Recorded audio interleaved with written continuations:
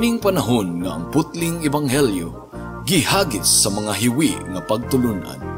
Kinahanglan mo barug ang mga tinunan ni Kristo sa pagpakigbisog sa paglaban sa pagtuo, nga magkausa ug alang sa tanang panahong gihatag sa Dios ngadto sa iyang katawan. Maoy hinungdan nga namugna kining tulumanon ang putling ebanghelyo. 30 minutos nga pagsabwag sa tinuod nga ebanghelyo. Kauban ni Pastor Jeremias Hangad, ang putling ebanghelyo. Tulumanon nga gihatod kaninyo sa Herald of Grace Radio Ministries Philippines. Ang putling ebanghelyo. Ang putling ebanghelyo.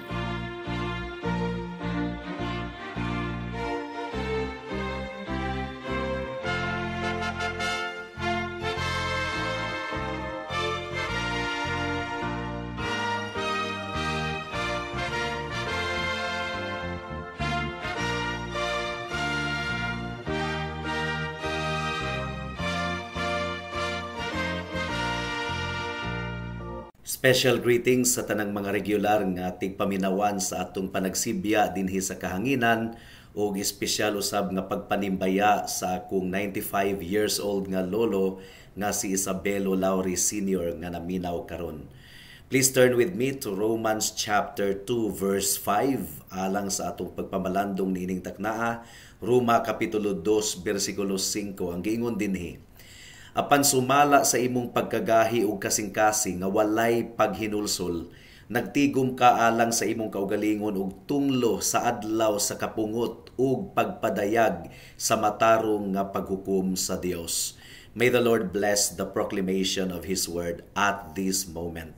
Kung inyong nahinumduman mga kaigsuunan, ang atong pagpamalandong sa bersikulo 4 ni adtong miaging mga semana, gipasabot ni Pablo ang tulo ka panalangin nga gikan sa Ginoo nga mauuntay mag-aghat sa mga katawhan nga mutalikod sa ilang mga sala ug muyukbo sa Ginoo sa pagpasakop kaniya ug sa pagsimba kaniya. Unsa man kining tulo ka mga butang: ang pagkamaayo sa Dios, ang forbearance o hilabihang pagpasan sa tumang kabugaton, ug taas nga pagpailob sa Ginoo sa atong mga sala.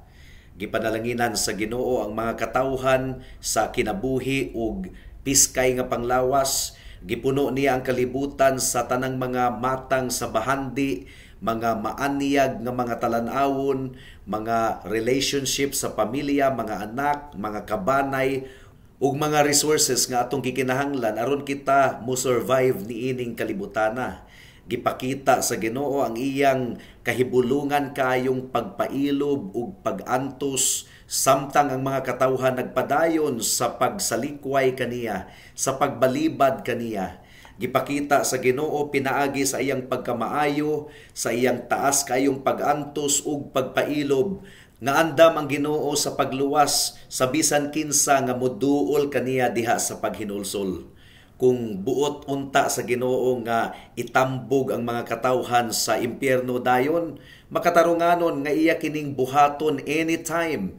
Dili siya obligado nga luwason kita.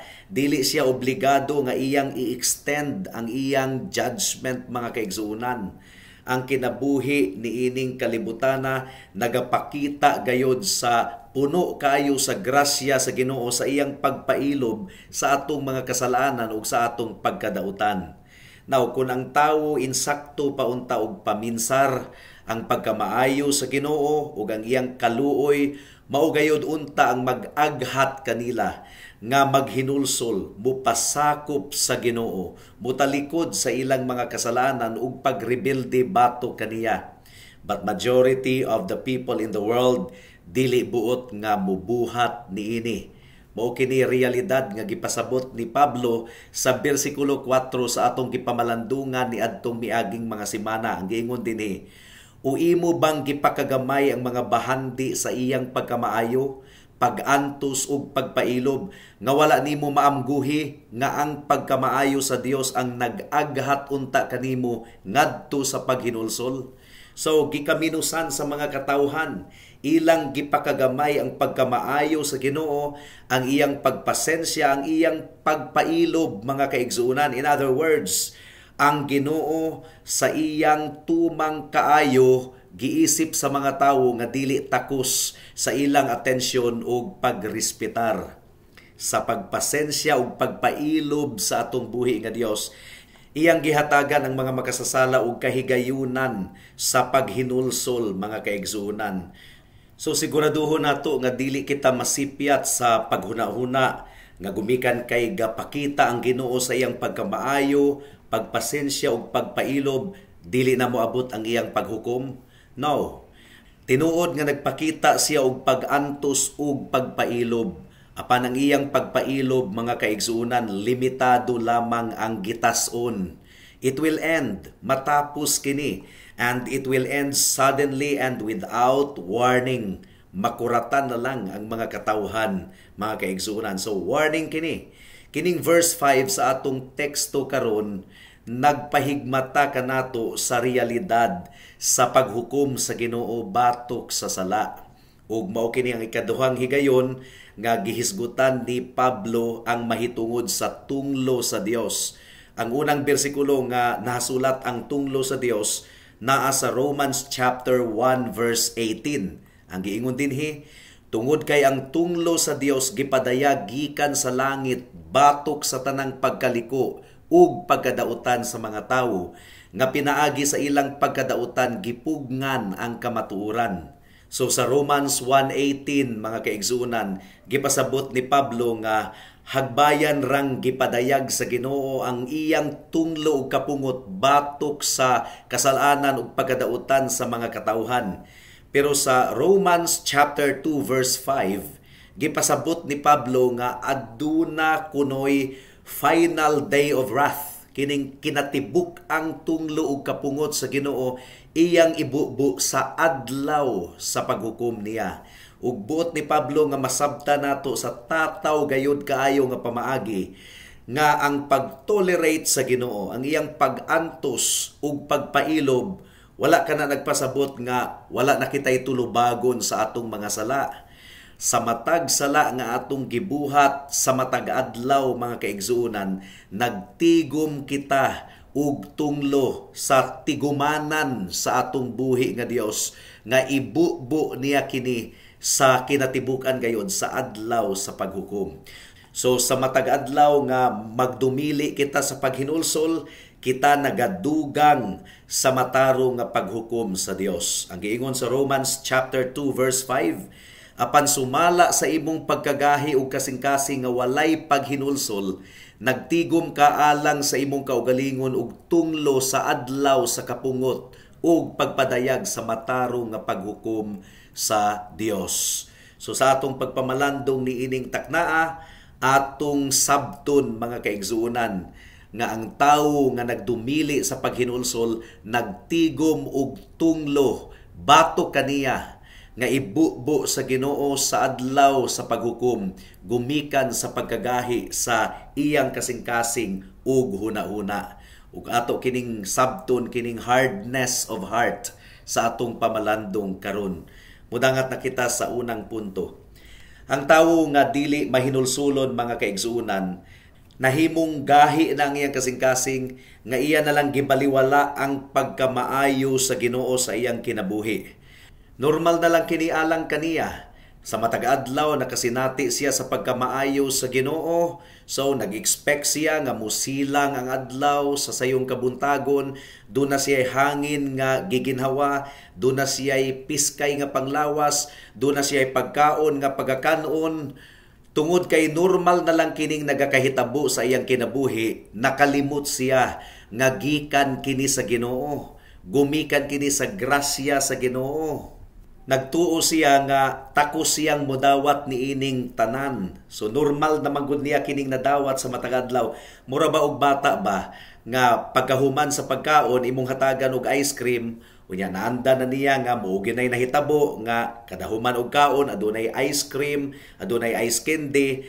Murag nakita na sa bata nga entitled na siya nga hatagan gyud siya ice cream kadahuman og kaon. Unya kung wala na ng ice cream muhilak na siya, pamati niya, murag giabusuhan siya o gikawatan siya og pribilehiyo.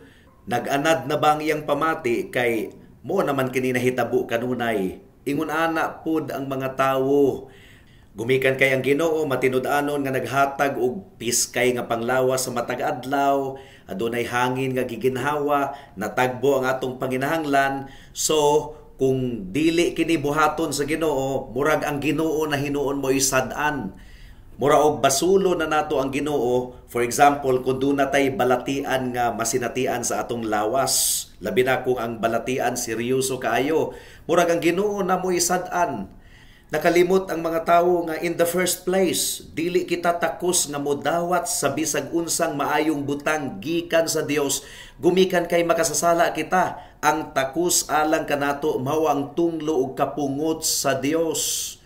Pero ang mga tawo, ang ilang pamati, deserving sila sa tanang mga maayong butang gikan sa Dios. Unya masuko sila sa Ginoo. For example, kung dili matagbo ang ilang mga panginahanglanon, nga mura og utangan kaayo nila og dako ang Dios. Ang problema mga kaigsuonan is that wala gayud nato masabti ang gibugaton sa atong sala. Sukad nga nakasala ang tawo, wala na gyud kitay katungod sa bisag unsang maayong butang nga gikan sa Dios. Karon kung nasinatian nato ang mga maayong butang gikan sa Ginoo, grasya na lang kini og kaluoy sa Dios. Dili gumikan kay obligado ang Ginoo nga ihatag kini kanato. No. Kung atong nasabtan ang grasya og kaluoy sa Ginoo mga kaigsuonan, nga iyang gihatag kanato kining mga maayong butang bisag dili kita takos nga modawat niini, ang atong kasing-kasing mapunoon ta og utang kabubuton gumikan sa iyang kaluoy nga ri kanato. Ang atong pagtan-aw sa Ginoo, Dios nga puno sa grasya, ug mosimba kita kaniya, ug modayig kita kaniya, mga kaigsuonan. Unya, makita nato nga bugat diay kaayo ang sala nato atubangan sa Ginoo. Nagpakasala kita batok sa Dios nga maayo kaayo. So God's goodness should lead us to repentance. Apan ang problema, gahi kayo ang kasing-kasing sa mga tawo. Ikaduhang punto, ang mga tawo nga walay paghinulsol, ila nang gibaliwala ang tingog sa ilang konsensya, sa ilang tanlag. Gahi na kayo ang ilang kasing-kasing. Kining konsensya o tanlag mga kaigsuonan, grasya kini sa Ginoo sa matag usa kanato. Mao kini ang gibutang sa Ginoo sa atong kalag, aron masayran nato ang maayo ug dautan. Di ba? Kung nakabuhat ta og dautan, ang atong konsensya mutulisok kanato. So kaluoy kana sa Ginoo. Dunay mo badlong kanato sa atong kinasuluran mismo. Pero ang mga katawhan, ilang gipahilom ang tingog sa ilang konsensya. Ug unsa man ang mahitabo kung kanunay nilang pahilumon ang ilang konsensya, musamot kini og kagahi mga kaigsuonan. Mao kini giingon sa 1 Timothy chapter 4 verse 2. Ang giingon dinhi, pinaagi sa pagpakaaron ingnon sa mga naglitok ug mga bakak nga ang mga konsensya gitatakan og nagbaga nga puthaw. So naanad na, nagahi na ang konsensya ug hadlok gayud kaayo kini. Gumikan kay ang konsensya, panalangin ba kini kanato? Laliman ka nga dunay mubadlong kanato sa atong kinasuluran, kung makabuhat kita og dautan, panalangin gayud kaayo ang konsensya. Ang function sa atong konsensya mura ba og mga simptomas kung dunay diferensya sa atong lawas. For example, kung taas ka og uric acid, unsaon man nimo pagkahibalo nga taas ka og uric acid kung ang imong tiil muhubag na sa kasakit. So ang maong simptoma mo'y naga-indicate nga dunay diferensya sa imong lawas. Mao pod kini ang konsensya mga kaigsuonan. Mao kini mutulisok kanato ug mubadlong kanato ug magpahibalo kanato nga dautan ang atong gibuhat. Can you imagine kung wala na kay sakit nga mabatian sa imong lawas, murag insensitive ka na. Ang normal nga bata kung mapaso sa kalayo, iyag yung tangtangon dayon ang iyang kamot sa kalayo, gumikan kay nainitan man siya, nasakitan man siya. Pero kung walay pain mga kaigsuonan, kung ang bata dili makabati og sakit, delikado na. Pwede na siyang mulakaw sa bildo. Unya masamara na og duro ang iyang tiil, unya wala siya nabati. So, Posible nga dunay dautan nga mahitabo sa iyang lawas kung dili siya makabati og sakit. Bantayan siya kanunay sa iyang mga ginikanan basin og matusok siya sa kutsilyo unya wa siya makabati og sakit. Mao kana ang function sa konsensya mga kaigsuonan. Mutulisok sa atong kinasuluran. Muhatag kanato og warning nga kita nakabuhat og dautan batok sa Dios ug batok sa atong isig katawo. Pero ang warning ni Apostle Paul, moabot de kuno ang panahon nga ang atong konsensya mugahi na gumikan sa atong pagpahilom niini kanunay. Mahimo ng paralyzed ang conscience. Ang giingon sa Efeso Kapitulo 4, versikulo 19. Nahimo silang tig-a o gitugyan ang ilang kaugalingon sa pagkalaway, hangol sa pagbuhat sa tanang matang sa kahugaw. Sumigahi na ang ilang konsensya. Nahimo na silang hangol sa pagbuhat sa tanang matang sa kahugaw. Higala, posible nga biyaan ka na lang sa Ginoo, pasagdahan ka na lang sa Ginoo diha sa imong pagpakasala kung padayon nimong pahilumon ang imong konsensya, padayon nimong baliwalaon ang sugo sa Ginoo. Ang giingon diri sa Romans chapter 1 verse 28. Ug sanglit wala nila tinguhaa nga mailhan ang Dios, gipasagdahan sila sa Dios sa usa ka laway nga panghunahuna aron buhaton ang mga butang nga dili angayan sa atong pagpamalandong ni adtong miaging mga semana. Mao kadtoy atong gitawag og judicial abandonment. Nagpagahi ang tawo, mas gipagahi pagyud gihapon sa Ginoo ang iyang kasing-kasing as a form of judgment. Mahimo nang walay paglaom ang iyang kinabuhi. Warning kini ni Solomon sa Ecclesiastes chapter 12 verse 1. Nga samtang batan-on pang usa ka tawo, hinumdumi ang magbubuhat. Kay basin kuno moabot ang takna nga makaingon ka, walay kapuslanan kining tanan. Ecclesiastes chapter 12 verse 1. Ang ingon dinhi, hinumdumi usab ang imong magbubuhat sa mga adlaw sa imong kabatanunan. Sa dili pa moabot ang daotang mga adlaw ug magkaduol ang mga katuigan nga muingon ka og wala ako'y kalipay diha kanila. So kini nga warning, alang kini sa matag usa kanato mga kahigalaan. Gusto nato nga ang atong konsensya healthy, himsog, nga mutulisok gayud dayon nato. Gusto nato nga makita nato ang sala ingon nga maot kaayo nga butang, dautan gayud kaayo sa nga tanan. Kay kun ang sala palumlumo nato sa atong kinabuhi, moabot ang takna mga kaigsuonan nga pagahion na kita og duro sa Ginoo, unya dili na kita matulisok sa atong konsensya, and that is a tragedy. Ikatulo nga punto mga kaigsuonan, ang tawo nga walay paghinulsol mahimong gahi na kaayo sa mga pagwali sa pulong sa Ginoo. Dili na siya maapektuhan, walay epekto na lang kanaalang kaniya. Iya pa man ganing katawaan ang mga pastor nga seryoso kayong magwali. As the gospel is faithfully preached, people are either made better or worse. Kung ang tawo gahi kayo, kanunay niyang gisalikway ang ebanghelyo, kanunay niyang balibaran ang Dios, nagdumili siya sa pagsunod sa kabubuton sa Ginoo, unya iyang gikatawaan ang mga pahimangno gikan sa pulong sa Ginoo, moabot gayud ang takna nga wa na gyoy makapugong sa iyang pagmarcha padulong sa impyerno. Tiunay na gayud siyang pasagdahan sa Ginoo. Mo kini nahitabo sa mga katawhan ni adtong kapanahunan ni Noe. Matthew chapter 24 verse 38. Tungod kay kung sa unsang paagi ni adtong mga adlaw sa wala pa mibaha, mikaon sila og miinom, nagminyo og gipangminyo hangtod sa adlaw nga misulod si Noe sa arka. For 120 years gapunay og wali si Noe ngadto kanila mahitungod sa paghukom sa Dios. Ilang gibaliwala hangtod nga misulod si Noe sa arka, ug sa dihang gibundak na sa Ginoo ang iyang paghukom, wala na, ang arka nasirado na. Maupod kini nahitabo sa mga masamong ni Lot nga pag-umangkon ni Abraham.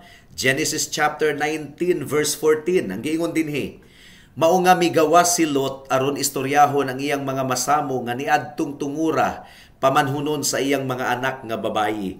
Ug siya miingon, tindog kamo, Biya kamo niining dapita tungod kay tunawon sa Ginoo ang lunsod. Apan abi lang sa iyang mga masamo nga nagtiaw-tiaw lang siya. So you see, ang pahimangno ni Lot mura og joke, mura og komedya lamang sa iyang mga masamong, and the rest is history.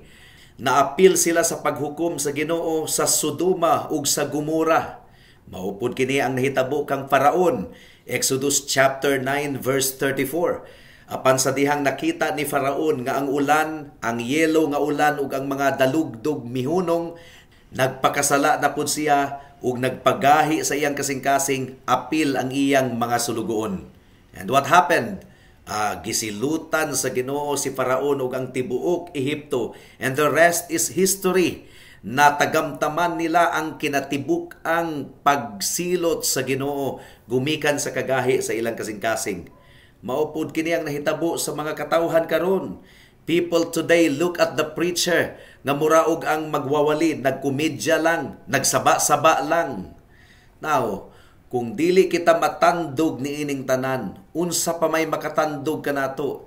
Higala ayaw baliwalaa ang pahimangno gikan sa pulong sa Ginoo, kay basin ug moabot ang takna nga wala kanay paglaom pa. Tiunay na gayod nga pagahion og duro sa Ginoo ang imong kasing-kasing, aron wala nay pagwali nga muepekto paalang kanimo. Mao kini ang warning nga gihatag sa atong Ginoo sa John chapter 3 verse 36. Ang giingon dinhi, ang mga nagtuo sa anak adunay kinabuhing walay katapusan. Apan ang wala nagsunod sa anak dili makakaplag sa kinabuhi, kundili ang tunglo sa Dios magpabilin diha kaniya. Lucas kapitulo 13 bersikulo 3. Ang giingon dinhi, sultihan ko kamo, dili, apan gawas na lang kung maghinulsol kamo, maalaot usab kamong tanan sama kanila. So unsa man ang imong gibuhat, higala, sa ebanghelyo nga imong nadunggan. And for some of you, basin og taod-taod na kamong nagapaminaw sa atong pagsibya dinhi sa kahanginan, unom na katuig kining maong buluhaton niining istasyonana. Unsa man ang tubag sa imong kasing-kasing, higala. Ang matag warning nga imong gi-reject, nagapamatuod ka na nga ang kaluwasan less and less probable sa imong kinabuhi. Basin og imbis nga mga limyon kini alang sa kinabuhing dayon, manimaho naman hinuon kini alang sa imong kalaglagan. Nagpalayo og nagpalayo ikaw gikan sa Ginoo kung padayon ikaw nga mubaliwala sa mensahe sa ebanghelyo. Mao nga paminawa ang pasidaan sa Panultihon kapitulo 1 bersikulo 24 hangtod sa 26. Ang giingon dinhi mga kaigsunan, tungod kay mitawag ako ug mibalibad kamo, giinat nako ang akong kamot ug walay naminaw, ug tungod kay ang tanan kong tambag gihimo ninyong walay hinungdan, ug dili ninyo buot nga dawato ng akong pagbadlong, ako pod mukatawa sa inyong kaalautan, mubugal-bugal ako kung muabot na kaninyo ang kahadlok. That is a warning. Ayaw ka na og baliwala ay higala. Hebrews chapter 4 verse 7 ang gingon dinhi, karon kung madungog ninyo ang iyang tingog, ayaw ninyo pagahia ang inyong mga kasing-kasing. Do not harden your heart. Ang problema man god, kung gahi na gayod ang kasing-kasing sa usa ka tawo, di na niya makita nga ang sala limbungan gayod kaayo mga kaigsuunan. Limbungan. Di ba? Bisan og gipadayag na sa Ginoo ang iyang tunglo batok sa sala, ang mga tawo mupili gihapon sa sala imbis nga pilion ang Dios. Nahigugma ang tawo sa sala, gumikan kay nagtuo siya nga nagtanyag ang sala kaniya og kalipay. That's not true. Nganong ang mga tawo mamakakman, manlimbong ug mangawat. Nganong ang mga tawo mga bitman. Nganong ang mga tawo ilang gahin ang ilang kinabuhi sa tanang mga kahilaya ni ining kalibutana.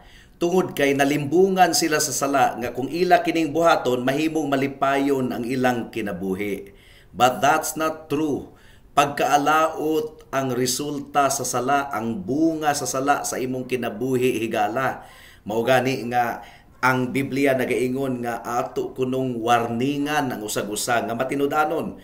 Hebrews chapter 3 verse 13. Apan pagtinambagay kamo sa usag-usa kada adlaw, samtang kini gitawag og karon, aron walay sibisan kinsa kaninyo ang pagahion sa pagkalimbungan sa kasalanan. You see, limbunganon kayo ang sala. Matthew chapter 13 verse 22 ang giingon dinhi, ang nasabwag sa mga tunukong yuta mao kadtong naminaw sa pulong, apan ang kabalaka sa kalibutan ug ang limbong sa mga bahandi mituok sa pulong ug nahimo kining walay bunga. So kining mga sala, mga kaigsunan, limbungan kayo. Mupalayo kita kang Kristo, gumikan kay nagtuo kita nga kung mga lagad kita sa Ginoo wala kitay kalipay. Mao nga ang mga tawo mo pili og sala kay enjoy. Nag-enjoy sila sa sala. Kung maminaw sa wali, katulgon sila. Pero kung maminaw sa mga laway nga mga sugilanon, excited kaayo ang ilang kasing-kasing ug hunahuna. Pag-abot sa mga enjoyment, abtik kaayo silang mubuhat nini. Pero pag-abot sa Bible study, unya-unyaon. Pag-ampo, pamalandong sa pulong sa Ginoo, unya-unyaon. Mao kana ang taktik ni Satanas. Himuon kitang busy sa daghan kayong mga butang. Ang sulod sa atong hunahuna, puno na kayo sa mga worldly things nga wala na kitay panahon pa alang sa Ginoo. So kining mga butang niining kalibutana, mga kasalanan, mga kahilayan, nagsaad kini og kalipay, satisfaction, contentment, and security. Pero bakak kana higala, limbong kana. Kanang mga butanga mahimong magpaalaot sa tanang mga nagapos niini.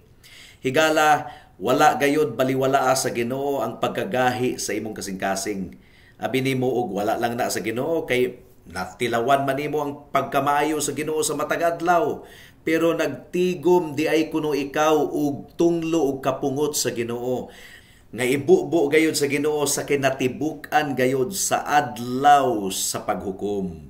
Ang Ginoo dunay record sa tanan natong mga sala. Perfect ang record sa Ginoo, mga kaigsunan. Tanang sala, tanang pagtubag-tubag nato sa atong ginikanan, tanang pagpamakak, tanang mga kasina, nagatigom kita og tunglo og kapungot sa Dios. Dili nimo kana masabtan higala. Pero nasabtan ka na sa atong Ginoong Hesukristo. Mao nga niadtong nagampo siya sa Garden of Gethsemane, nasayod siya nga imno niya ang kupa sa kapungot ug tunglo sa Dios. Gumikan kay substitute siya sa tanan niyang mga katawhan. Siya ang misalo sa sala, siya ang misalo sa tunglo ug kapungot didto sa cross. Now, sa wala pa na mahitabo, nagampo siya dito sa Garden of Gethsemane. Matthew chapter 26 verse 39 ang giingon dinhi. Paglakaw niya og layo-layo, mihapa siya og nagampo nga nag-ingon, amahan ko, kung mahimo mulabay unta kanako kining maong kupa, apan dili ang sumala sa akong kabubuton, kundili ang sumala sa imong kabubuton. Mao day hinungdan nga si Kristo nalisang gayud kaayo. Niadtong iyang gipamalandungan ang kupa sa tunglo ug kapungot sa Ginoo nga iyang pagaimnon. Wala siya mahadlok nga mamatay, pero nahadlok siya sa tunglo ug kapungot sa Ginoo nga iyang antuson didto sa krus sa Kalbaryo. Well, giantos gayud ni Kristo aron ang tanang mga mutuog musalig kaniya maluwas, mapasaylo sa tanang mga kasalanan. Pero higala, kung magpadayon ikaw sa imong sala, dili ka maghinulsol ug dili ka musalig kang Kristo ingon nga imong Dios ug manluluwas, ikaw mo'y muinom sa kupa, sa tunglo ug kapungot sa Dios, batok sa imong sala, ug ang eternidad, ang walay katapusan nga pag-antos didto sa impyerno, dili igo nga mopalong sa tunglo ug kapungot sa Dios. That is why hell is eternal. That is why hell will never end.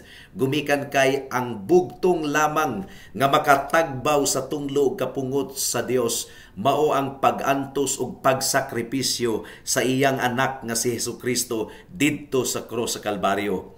Gibuhat kini ni Kristo, nagbalampuson siya kausa lamang alang sa tanang higayon.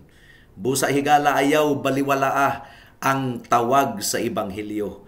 Paghinulsol sa imong sala ug dangup kang Kristo ug saligi lamang siya ingon nga imong bugtong Dios ug manluluwas. Hebrews chapter 10 verse 31 says, usa ka makalilisang nga butang ang mahulog sa mga kamot sa Dios nga buhi. Gumikan kay ang giingon sa Hebrews 12:29, tungod kay ang atong Dios usa ka kalayo nga mosunog. Pero higala, aduna pay paglaom alang sa kinabuhing dayon. Makaikiyas pa ikaw gikan sa tunglo ug kapungot sa Dios. Sa unsang paagi, pinaagi sa imong paghinulsol sa imong sala ug pagtuo lamang kang Kristo ingon nga imong bugtong Dios ug manluluwas. Saligi nga ang gibuhat ni Kristo didto sa cross igo na alang sa imong kaluwasan. Salig kaniya, tuo kaniya, karon dayon kay basin ug ugma ulahin na ang tanan. Amen. Alang sa dugang nga mga pangutana, mahimong mo text kang Pastor Jeremias hangad sa 0935 744 3030.